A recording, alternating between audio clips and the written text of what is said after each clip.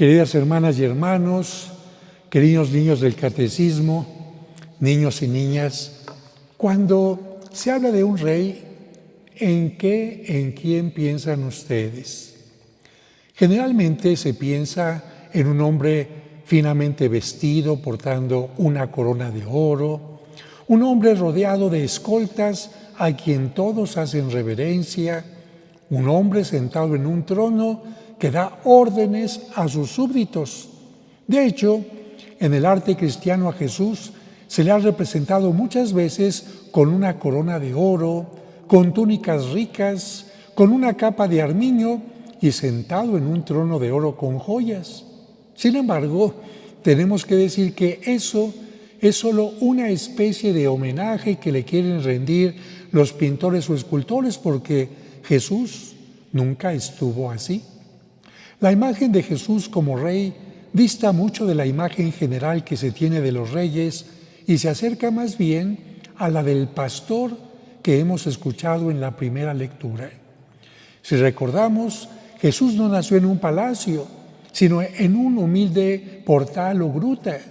No fue recostado en una cuna de oro, sino en un pesebre.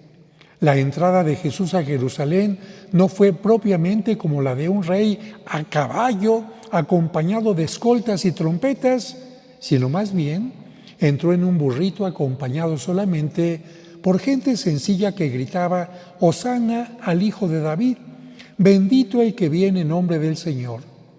Jesús, entonces, ¿por qué es rey?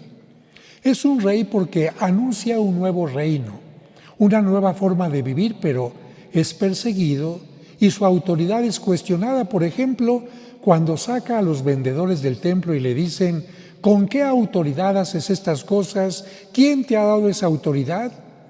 Jesús no es un rey de homenajes, sino objeto de burlas y maltratos por parte de los sacerdotes y políticos. Un rey que se despoja de su túnica para lavar los pies a sus discípulos, una tarea en aquel tiempo confiada a los esclavos o sirvientes de la casa. Jesús es un rey que es apresado y contado entre los malhechores, un rey coronado por espinas que muere no en un trono, sino en la cruz. El Evangelio de hoy nos habla de un rey que se sentará en un trono de gloria, que congregará ante él a todas las naciones para juzgarlas, pero al mismo tiempo deja ese trono para ocupar el lugar del hambriento, del sediento, del extranjero, del desnudo, del enfermo. De tal manera que si nos animáramos a preguntar, como lo hicieron los reyes magos de Oriente que llegaron a Belén: ¿dónde está el rey de los judíos?, no nos sorprendamos que nos digan: a las afueras de la ciudad, en un pesebre, en el pobre, en el hambriento, en el enfermo. Recordando las palabras de Jesús como rey en ese juicio final, yo les aseguro que cuando lo hicieron con el más insignificante de mis hermanos, conmigo lo hicieron. Cada vez que dieron de alimentaron a una persona, conmigo lo hicieron. Cada vez que dieron de beber a un sediento, conmigo lo hicieron. Como en estos días en que hemos alimentado a niños, jóvenes, mujeres, adultos, ancianos de Guerrero, de Acapulco. Hemos visto la cara de Jesús quizás con cabello largo, con corona de espinas o algo así. No, aunque hemos visto una cara tostada por el sol, una cara quizás sedienta, una cara esperando el alimento tan necesario para cada día, en ese rostro Jesús nos dice: conmigo lo estuviste haciendo. El juicio que menciona el Evangelio está profetizado en la primera lectura de Ezequiel que escuchamos, cuando nos dice: en cuanto a ti, rebaño mío, he aquí que yo voy a juzgar entre oveja y oveja, entre carneros y machos cabríos. Pero es importante mencionar que antes del juicio, el rey, como pastor, hace todo lo posible para que sus ovejas estén con él. No las juzga sin haber hecho por ellas todo lo que estuvo en sus manos para salvarlas. Por eso, en la lectura escuchamos: yo mismo iré a buscar mis ovejas y velaré por ellas. Así como un pastor vela por su rebaño cuando las ovejas se encuentran dispersas, así velaré yo por mis ovejas e iré por ellas a todos los lugares por donde se dispersaron en un día de niebla y obscuridad. Y esto se cumple en Jesús porque Él vino a buscar a la humanidad, no porque nosotros seamos buenos o santos, sino más bien porque vivimos en la niebla y en la oscuridad por nuestro egoísmo, nuestra falta de luz para entender la vida, o también vivimos en la oscuridad, en la tiniebla por nuestros pecados. A través del profeta Ezequiel se anunció lo que Cristo haría.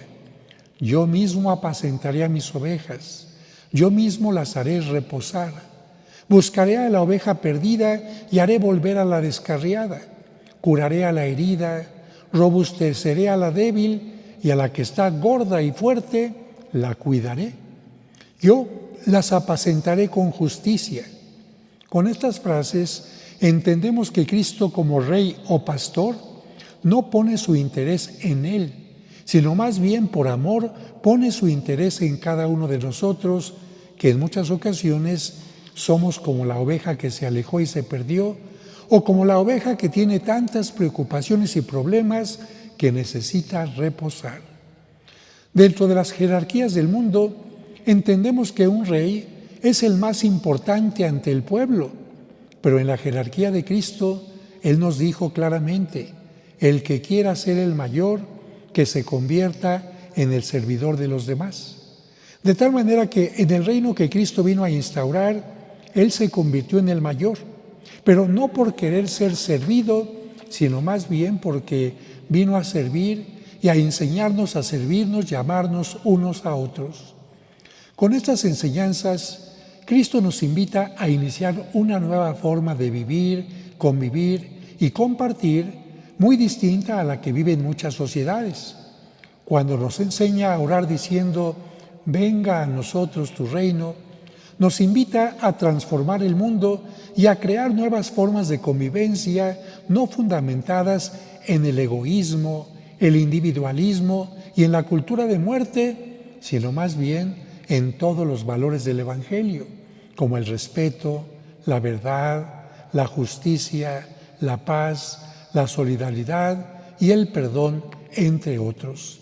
En otras palabras, Jesús nos invita a que cada uno nos convirtamos en reyes de nuestro entorno, en reyes de la familia, del trabajo, del grupo, pero no para ser servidos, sino para servir y reconocer a Jesús en el más necesitado.